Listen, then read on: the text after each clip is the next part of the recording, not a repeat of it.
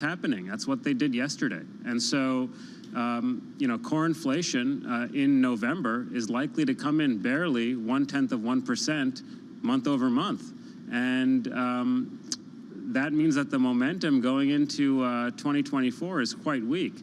And so if they're revising down inflation in December, which they did, and then a few months later they're going to be revising down inflation again in March, what do you expect them to do?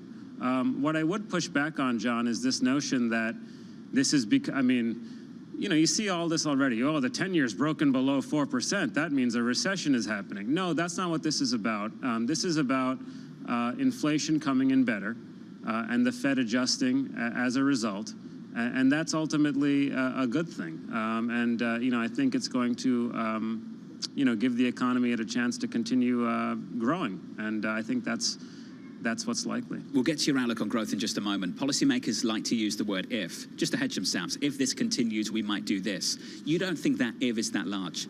You think this is already kind of baked in, these rate cuts are coming? Well, I don't know that it'll be 6.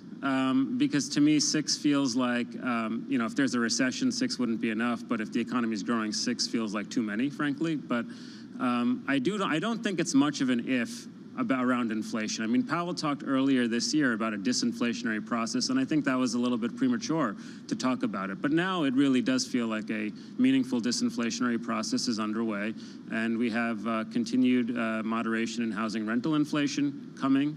The Terminal has an article today about Manhattan rents going down year over year. We also know that used car prices will continue to deflate over the next several months, and that was actually, it popped in November. So, and between that and, core goods excluding cars, I mean, there's continued downside there as well. So and the labor markets are basically normalized. I mean, they're back into balance. So I think you kind of go down the line, and to me, it suggests that we're going to see continued disinflation over the next several quarters. Jay Powell did not want to really dig into the question around financial conditions and the easing of which we've seen over the past couple of weeks. But I'd love you to weigh in on it. Do you have any concerns that the easing in financial conditions will actually push inflation in the other direction?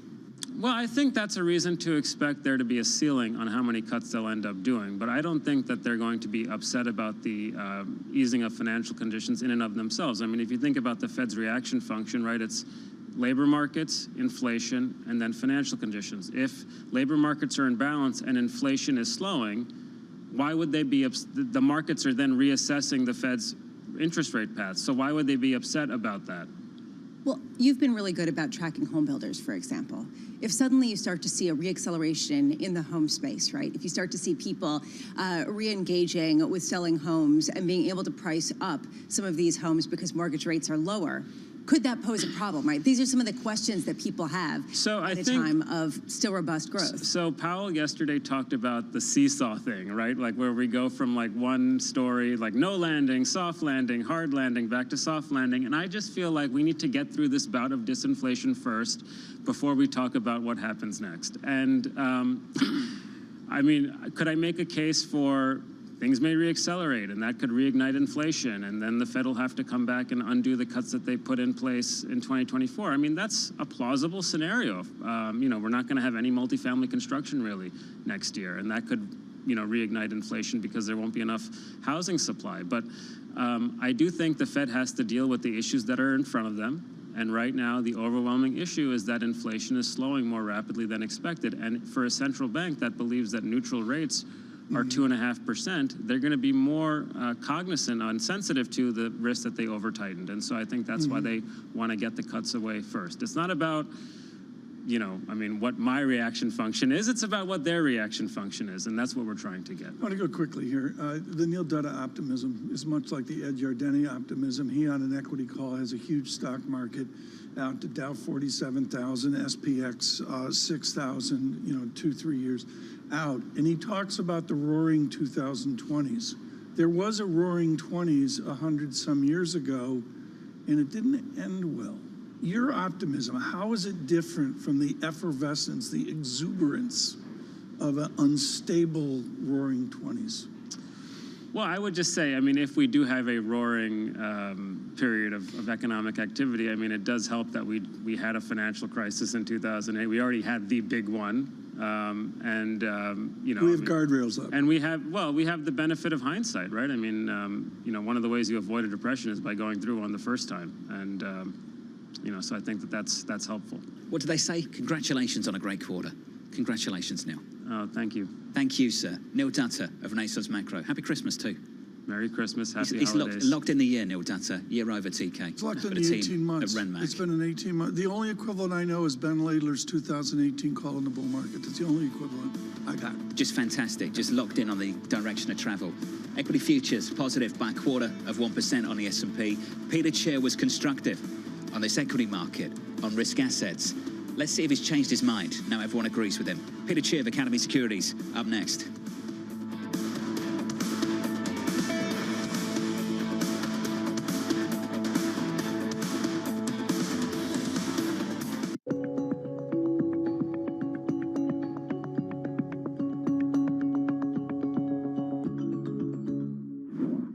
The EU is one of the largest and wealthiest consumer markets in the world, and there are very few global companies that can afford not to trade in the EU. So as the price for accessing the European market, these companies need to obey European regulations. That's not surprising. But often these companies choose that they will extend the European standards across their global conduct and their global production because they want to avoid the cost of complying with multiple different regulatory regimes. So there are benefits to standardization, benefits to uniform production. So all the EU needs to do is to regulate the single market. And it is then the market forces and the business incentives of global companies that transform that EU rule.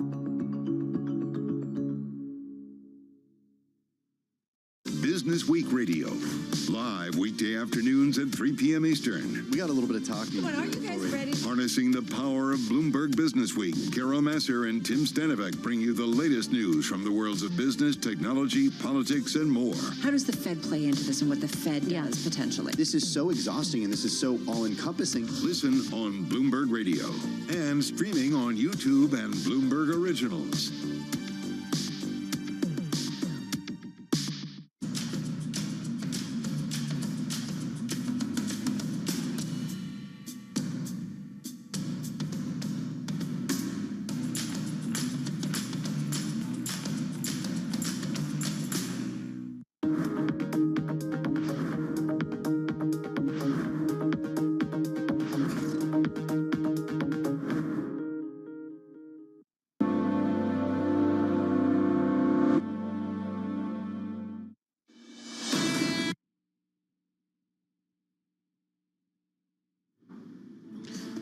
Live from New York City this morning. Good morning. The rally continues on the S&P 500. Equity futures looking a little something like this. On the S&P, positive by 0.2%. Yields lower by 7 basis points on a 10-year, 3.9450 TK. What a turnaround in the last couple of months. Where did you get the real yield? The inflation-adjusted yield, and you know we were 2% above 2%, and down we go. Well, 1.95%. It's news. The first print today is 1.75.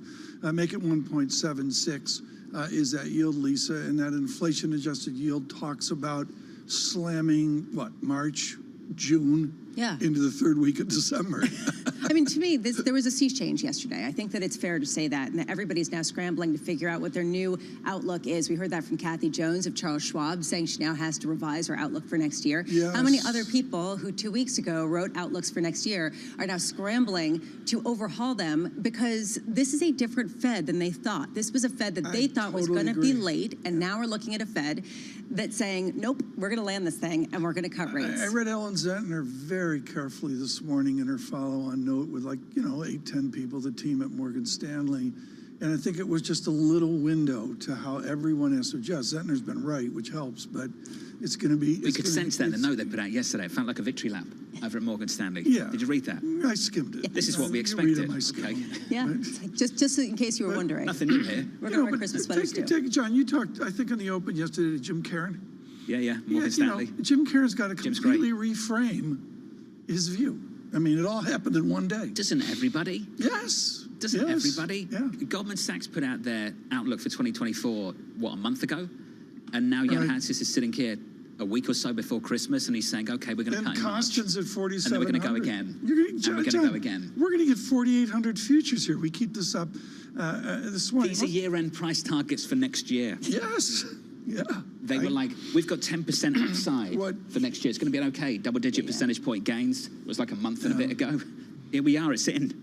I'm going to go into our guest on this question. It's been a theme I've had this morning. We just did it with Neil Dunn of Renaissance Macro. Peter Cheer, thank you for coming by this morning, head of Macro Strategy Academy at Securities. What I see on the sell side is suddenly people are looking out 1 year, 2 years, 3 years.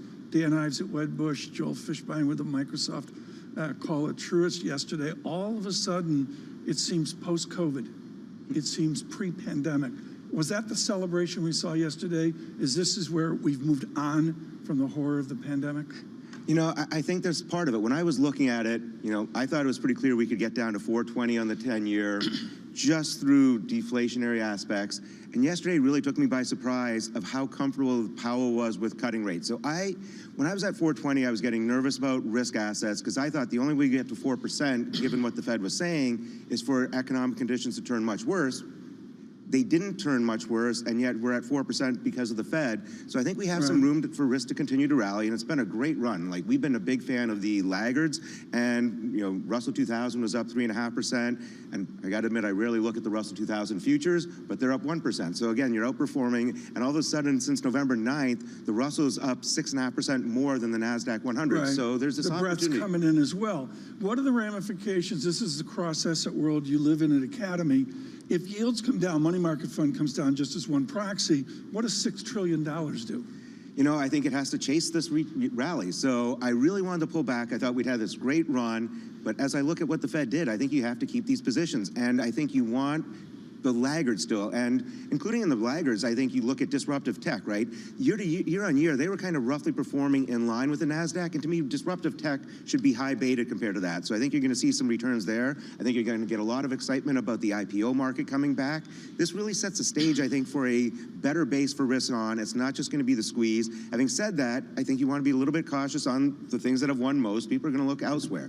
What can you do? The small caps, all those things, the banks, commercial real estate, all of a sudden you breathe new life into that. Yeah, let's get to the banks. Regionals, running it really hard. What's to like about them right now, other than the bond markets rallying also really hard? You know, I think people got far too depressed far too quickly about what was happening with the regional banks. They undersold them.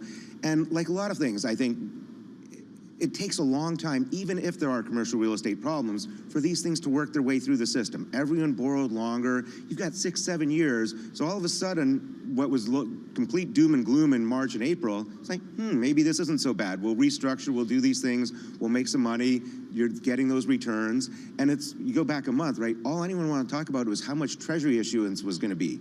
And yes, we are going to be issuing a lot of treasuries, and that hasn't changed much, even with a few rate cuts.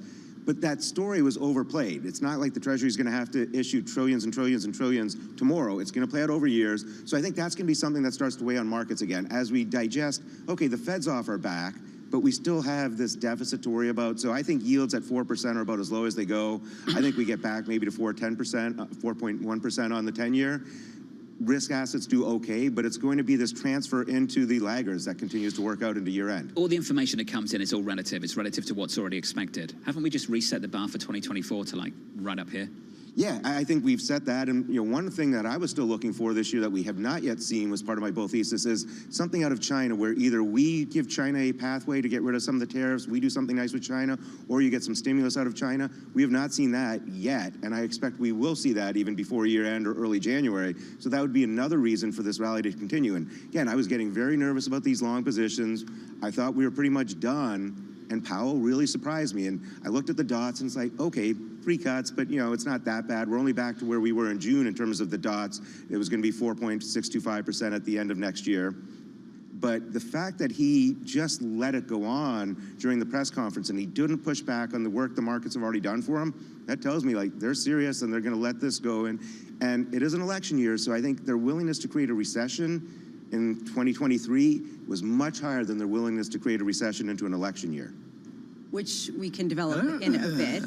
Just quickly, we have to go there. Do you believe that? Do you believe that this is politically influenced? I think they want to be careful to be apolitical, and triggering a recession into an election year would probably be very bad for the incumbents, right? If you go back to as George Bush Sr. had the greatest approval ratings of all time, ran into a recession and did not get reelected. So I think they're well aware that creating a recession in an election year is not good for the people in charge. So I don't know that they're purposely trying to help anyone, but I think they're also purposely not wanting to influence this by causing a... What's the difference between being bullish on risk and going further into risky assets and being all in on GameStop, right? Like, what's the difference between being constructive and being a bubble? Well, that's one reason I really like the laggards. It's the things that aren't trading at 50 multiples, right? There's a lot of stocks that are 8, 9, 10 times that people are kind of thrown in the towel on, saying, oh, recession, we can't touch small caps. You look what's gone on in credit, too. The CDX index, which is a credit derivative index of investment grade credit, it's back below 60. We haven't been that low in a long time. I think there's room for that to continue to tighten as people realize U.S. companies did a very good job managing their exposure. They borrowed long at very low yields. I think they're in good shape. And if we're going to avoid a recession or a deep recession, which I think there's still that risk, but right now, if we can price that out, you now have yields lower, spreads lower. That's going to, function very well. You've seen a rebound in the high yield bond market, and the high yield bond market benefited from one little quirky thing: is when Ford got upgraded, you took $50 billion of double B paper out of the market. People still wanted to own high yield, so that's been this huge opportunity for a lot of double B and single B issuers to come to market. You're going to see a lot of refinancing. The leveraged loan market, kind of one of the problem areas. You're going to start seeing rate cuts. You're seeing spreads come down. I think this feeds very nicely into strength, and that's not where I thought I would be after the Fed. We've got another minute. I want to go back to the politics. Surprise, surprise. Doesn't the political calendar make it more likely they go earlier than later? Yes, I think they probably do not want to be cutting, in the months leading to the election. So I could see a March pretty easily. You see a March, maybe a May cut, and then they leave it alone for a little while to see how the economy comes. So Goldman says March, May, June. Deutsche Bank's got an interesting call. They say you start in June. I don't know if that's changed in the last 24 hours, and they go 175. I find that really difficult to get my head around, given what you've just said. Yeah, I don't see that. I could see 25 and a 50, maybe a 50 and a 25. What's the cutoff date for you? I mean, let's get into it. What's the cutoff date where the Federal Reserve is not accused of being playing politics? I think August. Maybe you can get a cut up until the end of the summer, but once you're into September, I think they want to avoid that. And again, you've watched what's gone on in D.C., and I think the Fed's trying to avoid, listening to them, but we were transitory until the president and some members of Congress, Senator Warren, were all over inflation. Then all of a sudden it wasn't transitory. And you've seen a very different tone in the last 6 months out of D.C. as they want to prepare for a strong economy coming into the election. Elisa said it a few times. Sounds like transitory again from the Federal Reserve. 100%. This is just return of transitory, but just a little bit later. Not allowed to say the T word this time around. Pete, got to go. It's good to see you. Peter Chair of Academy Securities on 2024 and this rip-roaring rally. Coming up very shortly, we've got another central bank decision. It's the Bank of England up next, and after that, it's the ECB.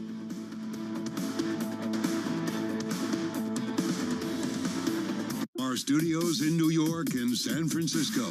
Our expert hosts of the data and analysis about the companies you know and the startups to watch. Plus, the interviews you don't want to miss.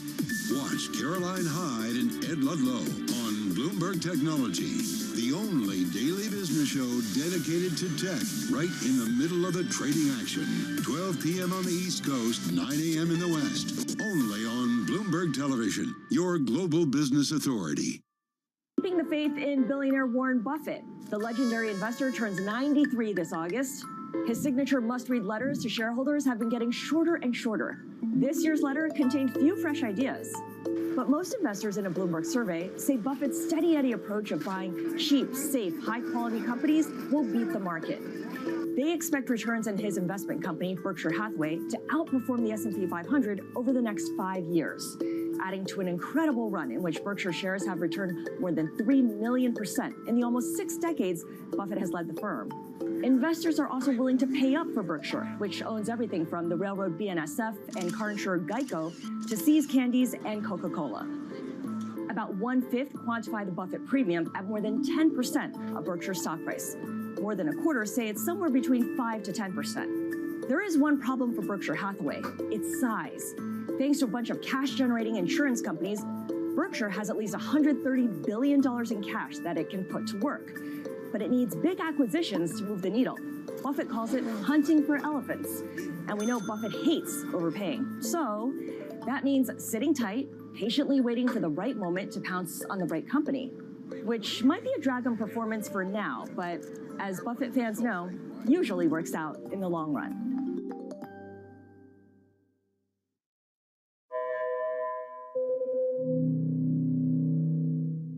Lots happening on Wall Street. There are so many factors at play today. It remains tight in certain parts of the economy. Need to catch up? This is Bloomberg Wall Street Week. I'm David Weston. We've got the information and insight. Crisis is too strong a word, and words like that get used a lot. From businesses most influential and instrumental. America's economy needs a diversity of institutions. That's something that Wall Street pays a lot of attention to. Bloomberg Wall Street Week, live Friday with replays all weekend on Bloomberg Television and Radio. Markets countdown in Europe. From the financial centers of the world, Bloomberg Markets European Close with Guy Johnson in London and Alex Steele in New York. Real-time numbers, real-time analysis, weekdays. From the world of politics to the world of business. Every weekday at 5 p.m. Eastern Time, hosts Anne-Marie Hordern and Joe Matthew alongside Kaylee Lines deliver news, insight, and analysis live from Bloomberg's Washington headquarters. Get the latest from and about politics' biggest power players at the end of every trading day. Balance of Power, every weekday at 5 p.m. Eastern Time, only on Bloomberg, your global business authority.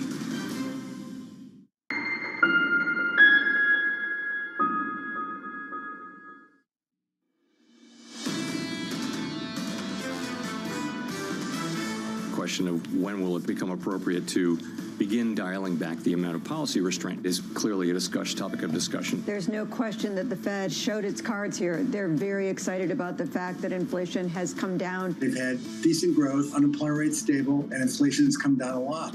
And that's basically as good as it can get. This is a green light for investors. This bullish sentiment can go on for a while until we get a new round of economic data. The market is really taking this to the brink here, and I would be inclined to go the other way. This is Bloomberg Surveillance with Tom Keene, Jonathan Farrow, and Lisa Abramowitz. These scores yet today on the S&P up more than 20%, on the NASDAQ up more than 40%, and a rally continues. From New York City this morning, good morning for our audience worldwide. This is Bloomberg Surveillance on TV and radio alongside Tom Keene and Lisa Abramowitz. I'm Jonathan Farrow. Your equity market higher again after a major pivot, TK, from Chairman Powell in the last 24 hours. Major pivot, I think it was unanimous. There was no dissent. And look at what you have, John, with the Bank of England. I love the Bank of England with the dissent, John. I just think it's just extraordinary. Let's get to the decision right now. Lizzie Burden over in London with more. Morning, Lizzie. Just no surprise here, John. It's a 6-3 split. You've got a hold here. They say that there's still some way to go in the inflation fight. So this is exactly what we were expecting the Bank of England to do. Actually not following Jay Powell into the pivot party, but trying to hold firm and say that, look, the inflation fight in the UK isn't over and it's actually a bit unique. John, I think this pulls right into what we saw yesterday. I think the linkages, it makes even more interesting what we're going to see from the ECB this morning. The differences in these central banks in these economies, absolutely extraordinary. Lizzie, let's talk about that. Just how much weaker is the British economy? Well, we've had that softer than expected growth data this week. You'd have thought that that would help to make the dovish argument here, but others would argue that that's a blip in the data and you could put it down to the rainy British weather. But the fine line between stagnation and recession isn't really a great one. And it's a bleak picture for the UK economy in terms of the growth picture. It seems like it's quite the opposite, Lizzie, of what we heard in terms of tone for Jay Powell, because what we heard yesterday was perhaps paving the way for rate cuts in the U.S., a different feeling over in London. Basically, Andrew Bailey coming out and saying there's still some way to go in the inflation fight. You can see the pound popping. You can see yields rising. How much, Lizzie, does this create a more stagflationary type of backdrop, understanding that the inflation is a little bit more entrenched in the UK than, say, in the US or in the rest of the Euro region? Well, the thing is, Lisa, you had the rise in the bets for rate cuts from the Bank of England already. So now traders pricing in five quarter-point cuts from the BOE next year. And that happened without Andrew Bailey saying anything or without any extra data coming out of the UK. It just happened off the back of the Fed decision. And so it shows how little markets really have been listening to the Bank of England here, and that the easing is happening anyway in financial conditions. Elisa, I think what you mentioned is important. I've never seen this. I've never, ever, ever, going back to 71 and source and all that, seen this. The separation and divide between the shock that we witnessed yesterday versus now. And as John mentioned earlier in the show, what does Lagarde do today? I have never seen the divide between these two banks like this, ever. Although the UK is perhaps a bit different, and I'd love, Lizzie, for you to weigh in on that. Just how much the UK and the Bank of England is alone right now when they're looking at their economy and their backdrop versus the versus the European Central Bank and the Federal Reserve.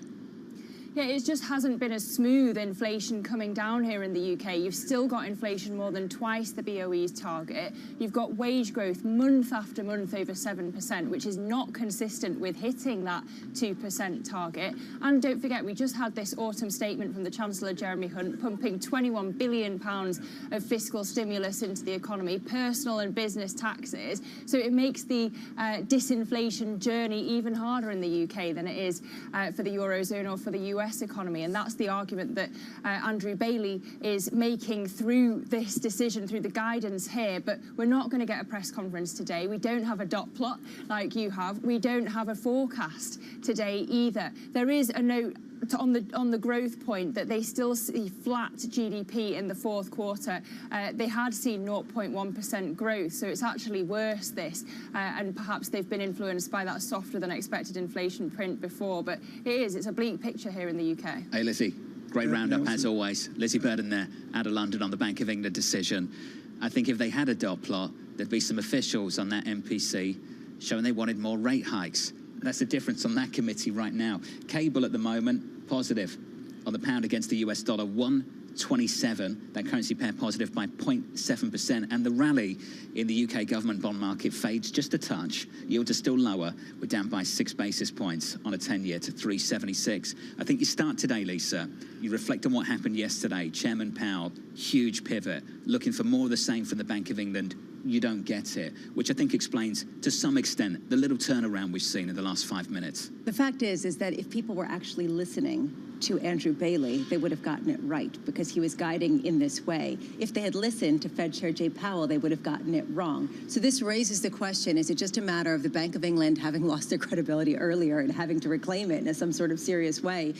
Or is this just such a different kind of economic backdrop that it requires a very different prescription? It's okay, it's the ECB up next. The ECB up next, but John, you've got direct experience of this. You've been in these rooms. What is the character of the dissent there to raise rates in England? That is just the polarity here I have never seen across the Atlantic. I won't inject my opinion, Tom. I will just say, just purely from an observational standpoint, there is clearly a willingness to dissent at the Bank of England that does not exist at the Federal Reserve right now, which helps Chairman Powell deliver the kind of message he delivered yesterday and complicates Governor Bailey's position, TK, to do the same thing. These are absolutely extraordinary times. Let's get a European brief on this with Aberdeen and Sri Kachagovindian joining us this morning. Sri, the divide here between the central banks, I believe I've never seen. Do you perceive that? Or how alone is Jay Powell versus Governor Bailey, or what we're going to see from Christine Lagarde in a bit? I think what this really highlights is the differences across the economies and the different challenges that each of these central bankers are facing. So obviously we had a bit of a pivot yesterday from the Fed, and that's really spilled over into rates markets across these different regions. However, as we've seen, the Bank of England does face a very different challenge. Inflation is less of an outlier than it used to be. It is coming down at a steady pace, but they still have some challenges. If you look at the core inflation and services inflation in particular, services is still running at 6.6% year on year.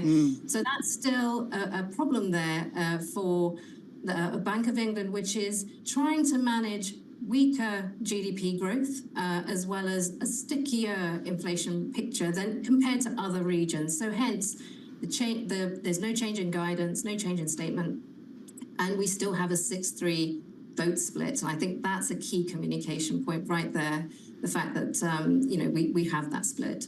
Given that there is no statement of economic projections, let's create our own. Sri, if they did put out whether they thought that the economic growth was going to be better or worse than they previously expected, what direction do you think it would go? Well, I think what we've seen just in the recent data, we had the October GDP, which was a disappointment there. And I think that will be something that they would definitely consider. If we look at the moving averages across, if we look through that contraction that we saw month on month for October, that was across the board for services, construction, and manufacturing. But if we smooth that out, we are looking at a flat 3-month on 3-month, but there's a possibility of a start of a technical recession. And recession-like, what we're expecting is recession-like conditions to persist throughout the first half of next year. So really, it's a difficult balancing act for the Bank of England, but we do think that they're more likely to hold on with this 5.25% and stay there for a few more months yet. Timing is obviously quite fluid and will depend on inflation, how fast inflation decelerates. But they might be one of the later central banks to cut if we compare with potentially ECB and the change in tone from the Fed. Sri, how much does that benefit them in a sense, given the fact that we are seeing the pound strengthen, that this actually could be disinflationary if they do diverge from the other central banks? Yes, I think the move in the sterling will help somewhat in terms of imported price impact.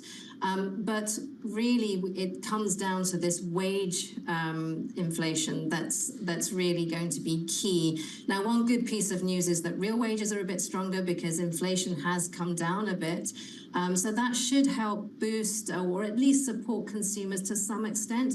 But nonetheless, the imbalances in the UK labour market are still there. They've improved, but they're still there, and that's going to create that bumpy last mile for the UK. Sri, if we got a run rate in the United States of nominal GDP of 4%, anybody's guess, what is your guesstimate of nominal GDP for the Bank of England and for the ECB? What are those two different numbers this morning?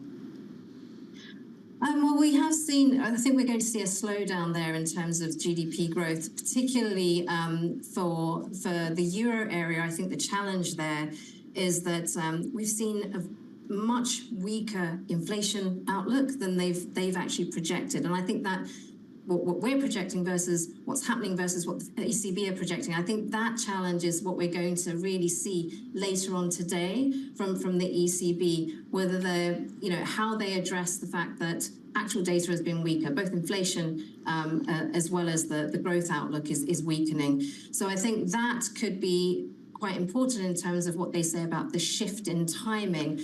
Obviously, the markets have pulled forward the timing for the first cut from the ECB, and we have as well. We've moved. We were looking more mid-year. Now we're looking for March, April, more likely April. So, I think this is the kind of signaling that we need to be focusing on in terms of what messages are coming out of the ECB later today. And again, going forward for the UK as well, it's going to be that relative shift in data that the UK will be focusing on in the coming meetings. Hey, Sri, thank you. Sri Kajagovindan there of Aberdeen on the latest from the Bank of England. If you were hoping for this synchronized pivot from central banks after what we got from Chairman Powell and the Federal Reserve, you did not get it from the Bank of England. Lisa, this sets us up for the ECB in about an hour from now. So does the ECB go with the Fed's pivot, or do they side with what we saw from the Bank of England and really go their own way and reemphasize that there still may be more to do? Or is it, that's ultimately the question. Is it the Bank of England without the visible dissent? I mean, I love the way the British do this better than anybody, but we have a 20 basis point move in the 10-year one way in the U.S. and a 4 or 5 basis point move on gilt the other way. John, I've never seen this, ever, ever, ever. If you are just joining us, welcome to the program. Just an update on equity futures on the S&P 500, positive here by 0.3%. In the bond market, yields a little bit lower again on a 10-year, down 6 basis points, down 5 now to 396.37. As I said, following that Bank of England decision, Lisa, the move fades just a touch. people kind of wondering what is their level of conviction. Here's the ultimate question. Is the nature of disinflation different in the U.S. versus the U.K. versus the Euro area? Is there something that is separate about the disinflationary stories that make some of them longer lasting than the others? Let's take the UK out of it. Let's compare and contrast two tier one central banks, the ECB and the Federal Reserve. Ouch. I think that's just the reality for a lot of people in markets. All right. That's the reality. So if you believe the ECB, before all of this, was going to go first, right? That was the consensus view going into Chairman Powell and the Federal Reserve yesterday. What are you looking for? Where are expectations now going into Lagarde a little bit later on?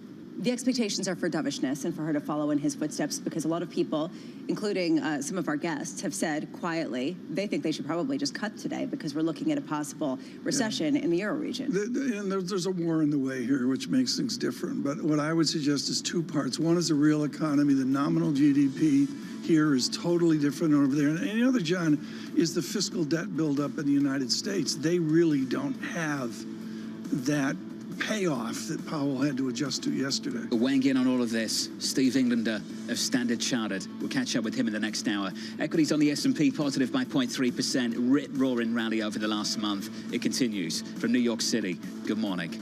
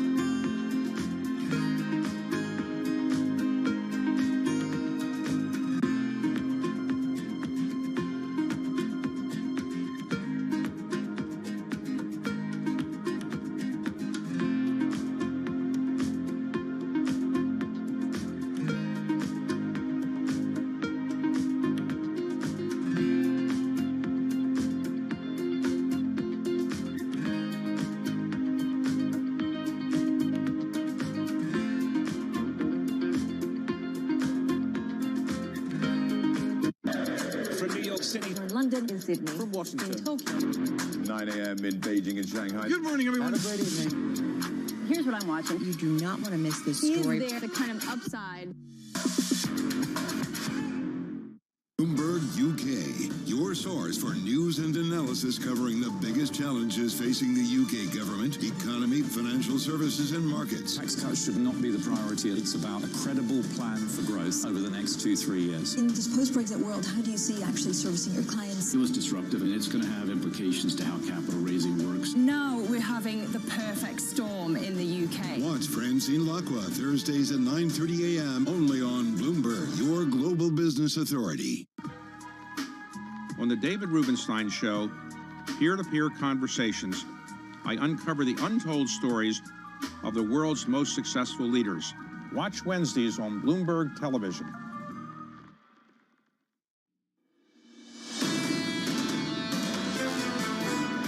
It would be premature to conclude with confidence that we have achieved a sufficiently restrictive stance or to speculate on when policy might ease. The question of when will it become appropriate to begin dialing back the amount of policy restraint in place, that begins to come into view and is clearly a topic of discussion now. Things move quickly. Those two quotes not even 2 weeks apart. Chairman Jay Powell of the Federal Reserve lighting a fuse under this market.